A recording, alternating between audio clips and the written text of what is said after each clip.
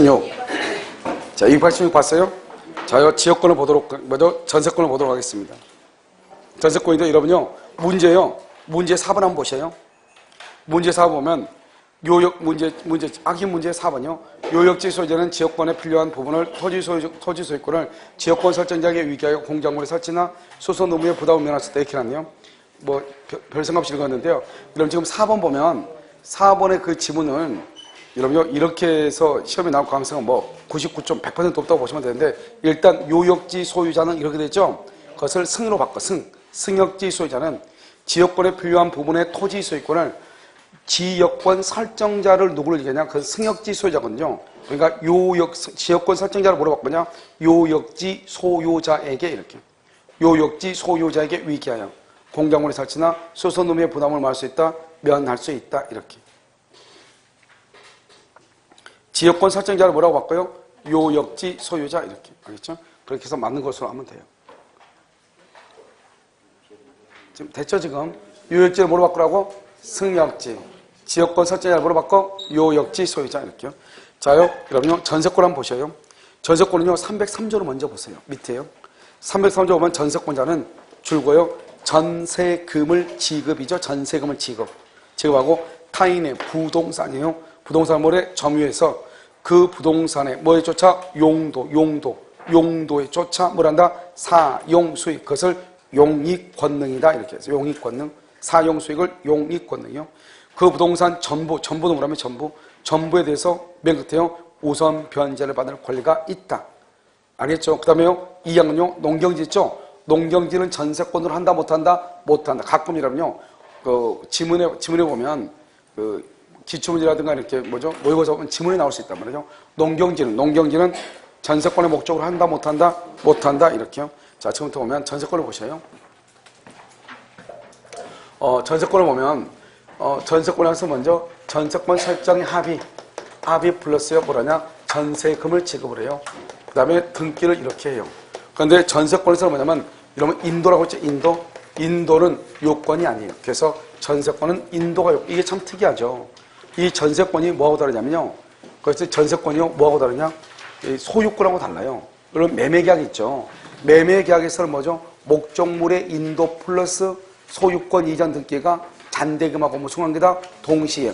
원칙적으로 소유권에서는 목적물의 등기하고 잔금이 동시행이잖아요. 그건 또 판례가 뭐라 했냐? 목적물의 인도도 소유권 이전 등기와 더불어서 잔금과 동시행이다. 이런 또 판례가 있거든요. 그런데 희한하게 우리가 전세권에서 있을만큼 판례가 인도는 요건이 아니다. 이렇게 얘기했어요. 자, 그 다음에 여기 전세금이죠. 이 전세금이라는 것은 뭐냐? 기존의 채권이 있죠. 기존의 채권에 대해서도 전세금으로 가름할 수 있어요. 그런데 기존의 채권을 전세금으로 가름하려면 어떻게 해야 돼요? 실제 사용하고 수익할 의사. 사용, 수익할 뭐가 있어야 돼? 의사가 있어야 돼요. 그래서 사용, 수익할 의사가 있어야 되는 것이고, 또 여러분 전세금은 또 뭐냐면, 전세금은 반드시요, 금전에 한해서 전세금으로 지급을 해요. 만약에 전세금을 지급하지 않는다. 전세금 지급을 면하는 약정을 하죠. 이 약정을 하면 전세권은 성립하지 않는 거예요. 전세권은 반드시 전세금을 지급을 해야 돼요. 알겠죠? 그 다음에 전세권은 뭐냐면, 먼저 존속기간 한번 보면, 우리가 토지라고 하는 것하고 건물하고 이렇게 했거든요. 여기가 채장이요. 채장 존속 기간의 제한은 10년이거든요. 10년. 채장 10년. 그런데 토지는 뭐냐? 토지는 0부터. 그 다음에 건물은 최단 몇 년이다? 1년이다. 이것을 뭐라 하냐? 최단 존속 기간 보장이다. 이렇게 얘기하죠. 최단 존속 기간 보장. 몇 년? 1년. 그러니까요. 우리가 전세권에서 토지에 대한 전세권은 0부터 10년이고요. 건물은 1년부터 10년이 되는 것이죠.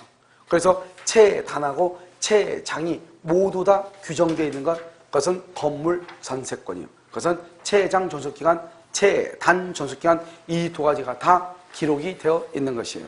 무슨 말인지 알겠죠? 자, 그 다음에 또 보면 우리가 이제 전세권은 어떻게 했냐? 전세권의 법정갱신, 묵시적갱신이라고 하는 것이 있거든요. 이 법정갱신, 묵시적갱신은 전세권 설정자가 6개월에서 1개월 사이에 무슨 말을 해야 되죠?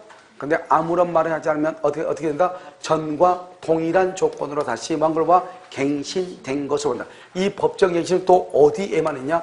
건물에만 있어요. 건물 전세권에 있고 토지에는 있다 없다? 없다. 채단 조속기간은 어디만 있다? 건물에만 있다. 토지에는 있다 없다? 없다. 이게 알아야 돼. 그래서 법정 갱신도 어디만 있어? 건물. 왜 그러냐? 원래 여러분요, 용익물권이라는 것은 전속기간이 만료가 되면 자동적으로 없어져야 돼요. 알겠죠? 판례도 그렇게 얘기하고 있단 말이죠. 그런데 이 전세권이 뭐하고 문제가 되냐? 주택임대차하고 문제가 되는 거예요. 여러분, 주택임대차에서는요, 묵시적갱신을 인정하죠? 그래서 건물을, 주택을 임대차하는 경우는 2년으로 법정갱신을 인정하고 있단 말이죠. 그런데 똑같이 잠을 자는 건 다 똑같은데, 건물 전세권에는 법정갱신을 인정하면 좀 뭐가 균형이 맞지 않잖아요. 그러다 보니까 84년도에 법을 개정하면서 희한하게 전세권도 건물 전세권에만 법정갱신을 둔 거예요. 알겠죠? 그러니까 원칙적으로 용익물권에서 법정갱신하는 것은 말이 맞지 않아요. 왜냐하면 용익물권은 물권이라는 것은 뭐다? 전속기간이 끝나면 말소 등기 없이 자동으로 소멸하는 게 용익물권이에요. 그게 물권의 속성이란 말이죠. 그런데 희한하게 건물 전세권에만 기간이 만료가 되기 전에 6개월에서 7개월 사이에 아무 말이 없죠? 그럼 전과 동일한 조건으로 다시 뭐한 걸로 본다? 갱신된 것으로 본다. 이렇게 돼 있단 말이죠. 그래서 건물 전세권에만 주택임대차 보호하고 균형을 맞추기 위해서 인정하고 있다. 이렇게요. 그런데 다른 것은 다 그대로인데 전속기간은 뭐함이 없다? 정함이 없는 것으로 본다. 전속기간은 정함이 없는 것으로 봐. 전속기간은요. 그럼 전속기간은 정함이 없는 것으로 본다. 그럼 어떻게 하냐? 여기서 각 당사자는 언제든지 뭐란다? 소멸을 청구할 수 있어요. 소멸 통고를 할 수 있어요. 통고라고. 그럼 몇 개월이 지나면 6개월이 지나면 여기서 3개월 그러면 안 돼. 3개월. 왜 3개월 그러면 안 되냐? 3개월은 어디를 얘기하냐? 그것은 주택임대차, 상가 건물 임대차에서는 법정 갱신되죠. 그러면 임차인은 언제든지 해지를 통과할 수 있고 몇 개월이 지나면 3개월이 지나면 소멸하거든요.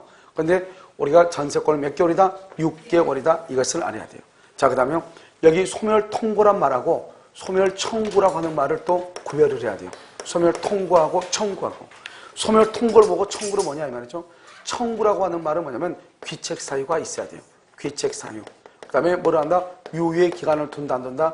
유예 기간을 두지 않아요. 귀책 사유가 있어야 되고. 왜요? 소멸 통고를 청구는 뭐냐면 이런 것이죠.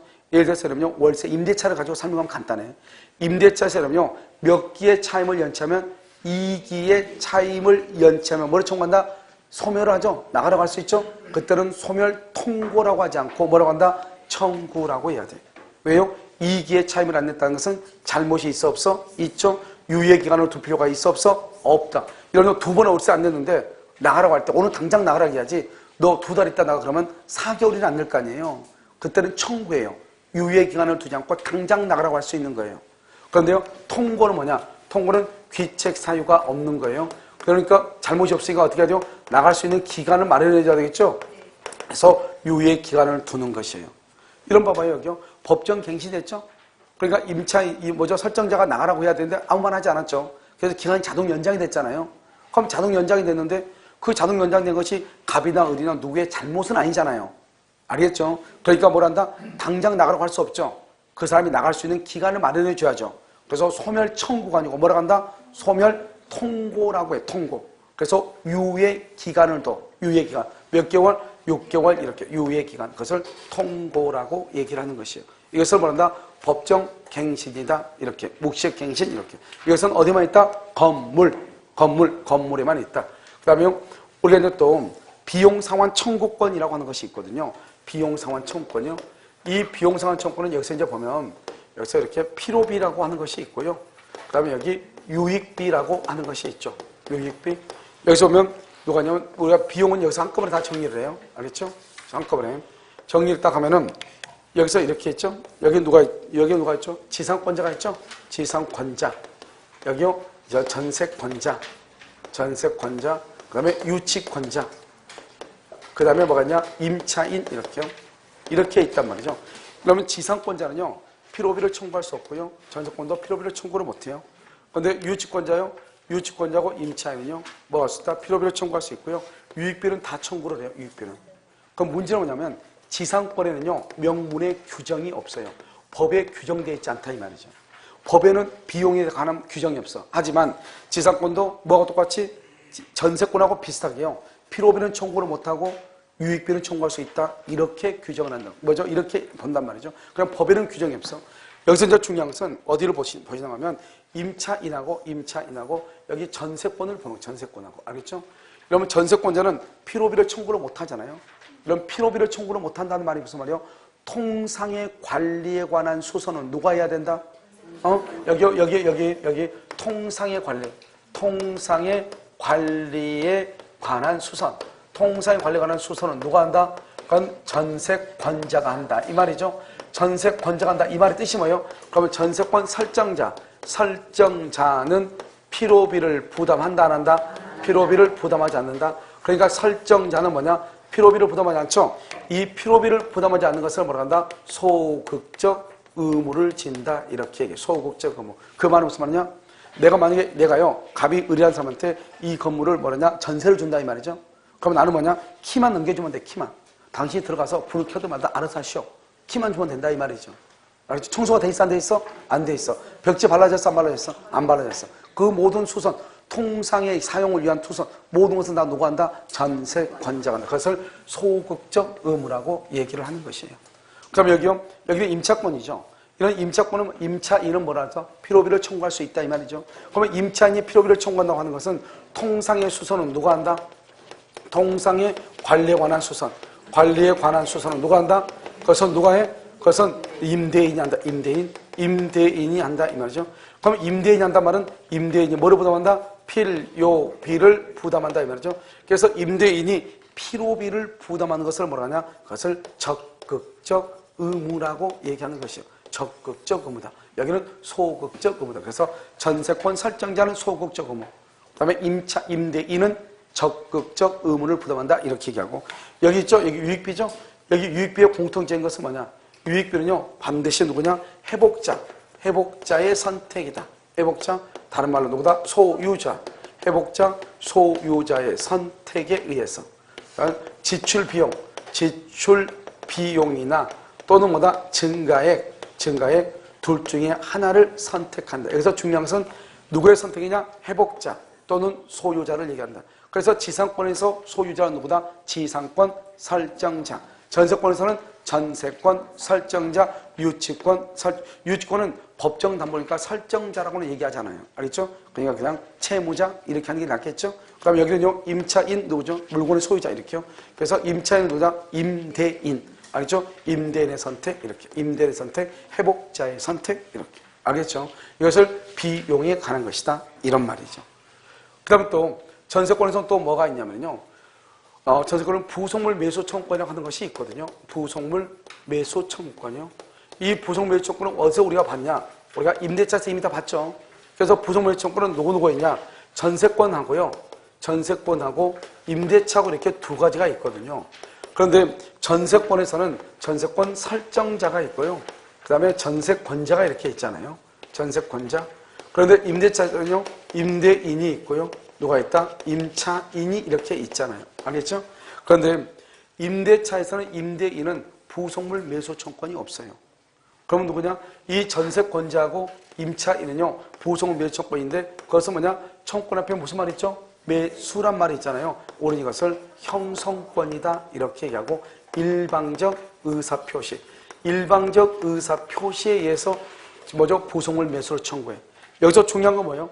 여기서 일방적이라고 하는 말은 전세권의 경우는 누구의 동의가 필요가 없다? 설정자의 뭐가 필요 없어? 동의가 필요가 없고, 여기는 누구의 동의가 필요가 없다? 임대인의 동의가 필요가 없이 무조건 부속물 매수를 청구하는 거예요.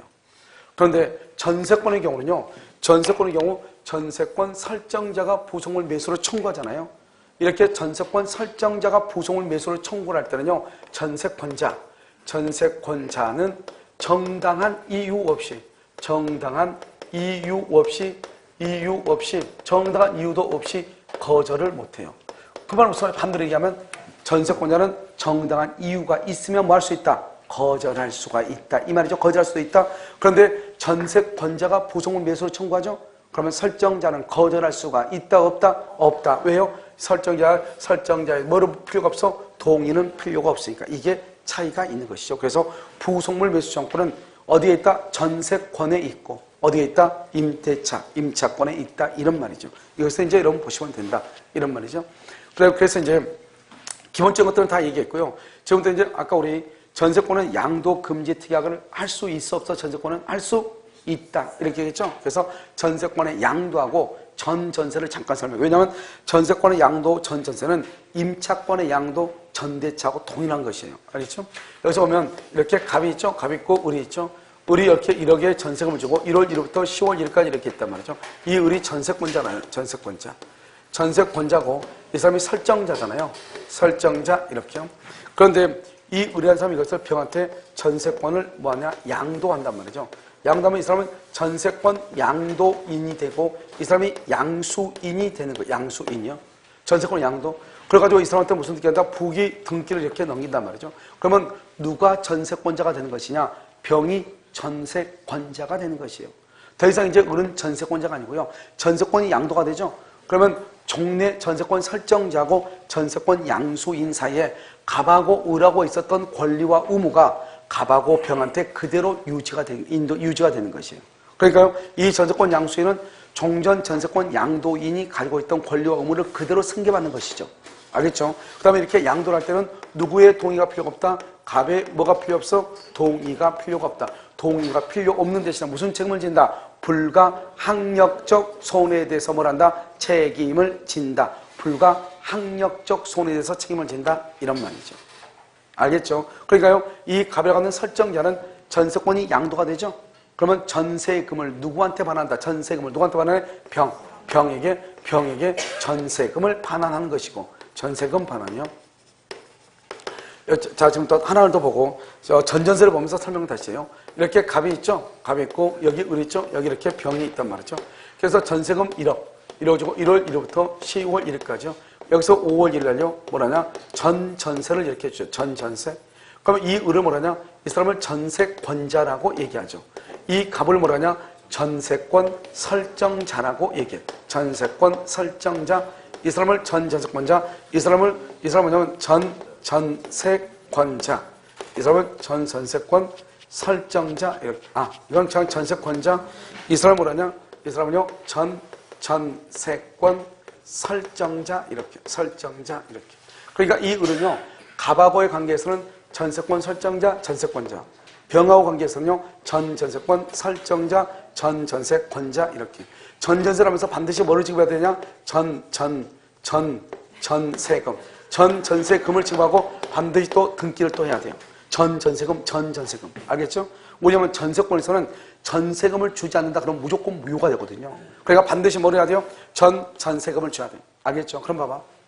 그러면 양도하고 전전세 있죠? 양도하고 전전세의 차이점은 뭐냐? 하나는 전세 금액이라든가, 그러면 양도가 뭐예요? 양도는 판다는 거죠. 내가 봐봐. 갑한테요, 이것을 100원에 샀어. 그래서 내가 갑이요, 이 병한테 이걸 다시요, 뭐냐, 팔아. 양도죠? 팔 때 100원에 샀어. 반드시 100원에 팔아야 돼? 200원에 팔 수 있어? 200원에 팔 수 있죠? 그걸 양도라고 하는 거예요. 그러니까 양도의 경우는 원전세금이나 원전세권의 존속기간에 구애받지 않아요. 내가 만약에 이 건물을 전세를 하고 있는데요, 한 사람이 와서 자기한테 다시 전세할 수 없느냐, 너무 자기가 여기다 뭐 하기가 너무 좋다는 거예요. 그럼 나 안 되는데, 나 지금 전세금 1억이 있는데, 그럼 내가 1억 2천 줄게 할 수 있느냐? 할 수 있어 없어? 있단 말이죠. 그런데 이 병은 갑에게 가가지고는 원전세권의 범위 안에서만 주장을 해요. 원전세권의 범위 안에서만. 알겠죠? 그러니까 얼마만? 1억만. 전세권 언제까지? 10월 1일까지. 이것을 얘기한단 말이에요. 그러니까 전세권의 양도라고 하는 것은 전세권을 팔아먹었다 이 말이잖아요. 그러니까 을은 완전히 아웃되는 거죠. 알죠? 그러니까 아웃되고 갑하고 병하고 사이에 새로운 전세권이 성립되는 거나 마찬가지예요. 그러니까 양도는 처분했다는 말이니까 원전세금하고 원전세권의 존속기간에 구애받잖아. 그런데 전전세는 뭐야? 전전세는 을이 그대로 있으면서 병한테 다시 주는 거죠. 그러니까 을이요, 갑한테 1억의 전세금을 줬죠. 그러면 이 병한테요, 다시 1억 원의 전세금을 또 을이 받죠. 그럼 을이 받고 나가죠. 문제는 뭐예요? 그러면 여기서 나중에 기간이 끝나죠. 기간 끝나면 을이 어떻게 돼? 갑한테 전세금 1억을 받아가지고, 그래서 누구한테 줘? 병한테 줘야 되겠죠. 1억을 받아가지고. 무슨 말인지 알겠죠? 그래서 이것을 전전세인데 전전세는 을이 그대로 여기 남아있잖아요. 만약에 을이 가지고 있는 거 10개예요. 10개인데 을이 병한테 준단 말이죠. 12개를 줄 수는 없는 거잖아요. 자기가 가지고 있는 게 10개니까 10개만 줄 거 아니에요. 그래서 그것을 뭐라고 하냐. 전전세는 원전세권의 범위를 벗어날 수가 있다 없다 없다. 그게 가장 중요해요. 양도는 원전세권과 관계없다. 그런데 전전세는 원전세권의 범위를 벗어날 수가 있다 없다 없다. 그 말이 가장 중요하단 말이죠. 알겠죠? 그럼 여기서 그럼 만약에 전전세권자가 이 사람이 돈을 안 주는 거예요. 그러면 경매를 청구해야 될 거 아니에요? 경매를 청구해야 되겠죠? 그러면 경매를 청구할 때는 그러면 어떻게 하는가 이 말이에요. 경매를 청구할 때는 경매를 청구하려면 어떻게 하냐? 갑하고 을하고 전세권이 끝났어. 그런데 갑이 을한테 전세금을 안 줘. 을하고 병하고 전세권이 끝났어. 을이 병한테 전세금을 안 줘. 그랬을 때 병이 갑에게 경매를 청구하는 것이에요. 알겠죠? 그러니까 필요 충분 조건이야. 그럼 뭐라 하냐? 원전세권이 소멸했음에도 불구하고 원전세권 설정자가 원전세권자한테 원전세금을 반환하지 않고 전전세권이 소멸했음에도 불구하고 전전세권 설정자가 전전세권자에게 전전세금을 반환하지 않으면 전전세권자가 경매를 청구하는 거예요. 무슨 말이겠죠? 대빵 간단하죠? 그래서 뭐냐? 갑하고 을하고 끝나고 을하고 병하고 끝났는데 갑도 을한테 안 주고 을도 병한테 안 줘. 그때 경매를 청구한다. 여기서는 이게 하나 중요해. 무슨 말이겠죠? 그래서 이거를 전전세권이다. 둘 다. 양도나 전전세를 할 때는 설정자의 동의를 받는다, 받지 않는다, 받지 않는다. 어떤 책임을 진다? 불가 학력적 손해에서 뭘 한다? 책임을 진다. 여기까지가 이제요 전세권의 기본적인 이론이에요. 알겠죠? 그러고 나서 이제 전체 이론은 여기서 다 끝난 것이에요. 이제 뭐만 보면 되냐? 판례에 관한 것만 보면 돼요. 알겠죠? 그래서 여기 보시면 우리가 전전세라고 하는 것은 뭐다? 반드시 전전세는 반드시 뭐를 지급해야 된다? 전전세금을 반드시 지급해야 돼. 전전세금을 지급하지 않는 전전세권이라는 것은 있을 수가 있다 없다? 없다. 그 다음에 전세권의 양도라고 하는 것은 뭐냐? 전세권의 양도는 이런 뭐예요? 양도라고 하는 것은 원래의 전세권에 구애받아 구애받지 않아? 구애받지 않는다. 그래서 범위를 벗어날 수도 있다. 하지만 양수인은 원전세권의 범위 안에서만 뭐 할 수 있다? 권리를 주장할 수가 있다. 그 다음에 여기서 이제 우리가 부속물 매수라고 하는 것은 글쎄요. 딱히 그런 것은 아닌데 가끔 이제 시험에 나오면 여러분들 지문에 나올 수 있으니까 그냥 불이타가를 입을 수 있으니까 얘기를 하는 건데 부속물 매수 청구라는 것은 전세권에도 있고 임대차에도 있다 이 말이죠. 그런데 전세권자와 임차인이 행사하는 전세 부속물 매수 청구는 형성권이죠. 그러니까 상대방의 동의를 받지 않죠. 그런데 전세권 설정자가 행사하는 부속물 매수 청구는 이것은 형성권의 일종이라보다는 정당한 사유가 있으면은 전세권자는 뭐 할 수 있다? 거절할 수 있고 정당한 사유가 없으면 거절할 수 있다 없다? 없다 이 말이고요. 그다음에 비용이죠. 이 비용이 의외로 잘 나온단 말이죠. 그래서 우리가 특히 여기가 뭘 알아야 되냐? 전세권하고 임대차를 알아야 되죠. 전세권의 경우는 여러분 어떻게 돼요? 전세권의 경우는 필요비라고 하는 것은 여러분요 원칙으로 청구할 수 있어 없어? 없죠. 임대차는 필요비를 청구할 수 있다 없다? 있죠. 그래서 필요비를 청구한다는 말은 임대인이 필요비를 부담한다 이 말이죠. 임대인이 필요비를 부담하는 것을 말하냐? 적극적 의무라고 하고 전세권에서는 전세권자가 필요비를 부담하고 집주인인 전세권 설정자는 필요비를 부담하지 않는단 말이죠. 우린 것을 뭐라 한다? 소극적 의무다 이렇게 표현을 하는 것이죠. 말이 달라지는 것이죠. 그 다음에 전세권은 우리가 이제 건물에 있어서 존속기간은 건물의 전세권만 최단으로 1년을 보장하고 최장은 10년이란 말이죠. 그런데 토지의 경우는 여러분 어때요? 토지 0부터 10년이란 말이죠. 그런데 법정갱신이라고 하는 제도가 있단 말이죠. 그 법정갱신이라고 하는 제도는 오직 어디에만 있다? 건물 전세권에만 있다. 건물 전세권. 그래서 각 당사자가 언제든지 해지를 통고할 수 있고 몇 개월이 지나면 6개월이지 그것을 3개월 그러면 된다 안 된다? 안 된다 이 말이죠. 그래서 전세권에서 가장 중요한 것은 뭐냐? 반드시 전세금을 지급하는 것하고 그런데 목적물의 인도는 전세권의 성립 요건이다 아니다? 아니다. 그래서 전세금은 반드시 성립 요건이고 기존의 채권으로 뭘 할 수 있냐? 전세금에 뭐 할 수 있다? 가름할 수 있다. 기존의 채권으로 전세금에 가름할 수 있다 이런 말이죠. 자 그래서 여러분요 나머지는 여러분요 지금 다 책이 보면 되게 양이 많은 것 같아도 지금 거의 다 다 한 것이죠. 그 다음에 이런 보면 291페이지 보면 291페이지 거기 보면 뭐라 나와 있죠? 전세권에 저당권이 설정되어 있는 경우 이런 말이 나와 있나요? 그렇게 나와 있죠? 자 그래서 보시면요 거기 하고요 그 다음에 좀 이상한 소리 들리지 않아요? 좀 찍찍 소리 나죠? 그럼요? 잠깐 쉬었다가 다시 하도록 그렇게 하겠습니다. 아니, 핸드폰이 아니에요.